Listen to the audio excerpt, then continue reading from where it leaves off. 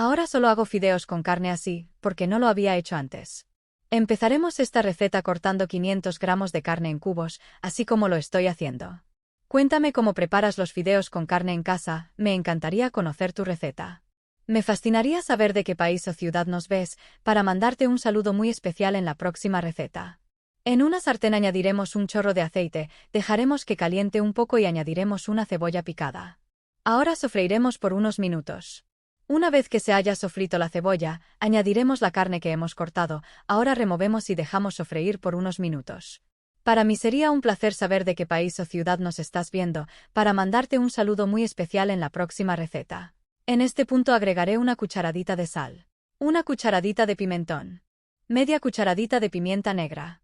Y mezclaré para integrar todos los ingredientes y dejaremos sofreír por unos minutos. El saludo especial de hoy es para Bristela Sepúlveda desde Chile, José Luis de la Paz desde México, Vilma Limachi desde Bolivia, Arabella Torres desde Ecuador y para Lucía Vargas desde Colombia. Un fuerte abrazo y un saludo muy especial para todos, gracias por siempre ver y disfrutar nuestras recetas.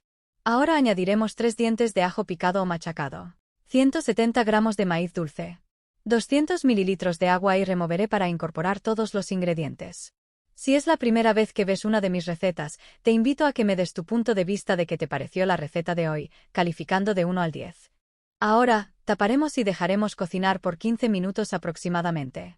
Una vez que haya pasado los 15 minutos, agregaré a nuestra receta de hoy 2 cucharadas de pasta de tomate, 250 gramos de fideos de tu preferencia y removeremos muy bien estos ingredientes. Y nuestra receta va quedando espectacular. Una vez que hagas esta receta, querrás hacerlo todos los días, además de fácil y sencilla, el resultado es increíble. Ahora, agregaré 400 mililitros de agua. Moveré muy bien, taparé y dejaré cocinar por otros 15 minutos más. Mientras se va cocinando nuestra deliciosa pasta, pasaré a picar un poco de perejil finamente, esto es para darle un poco más de aroma y sabor a nuestra exquisita receta.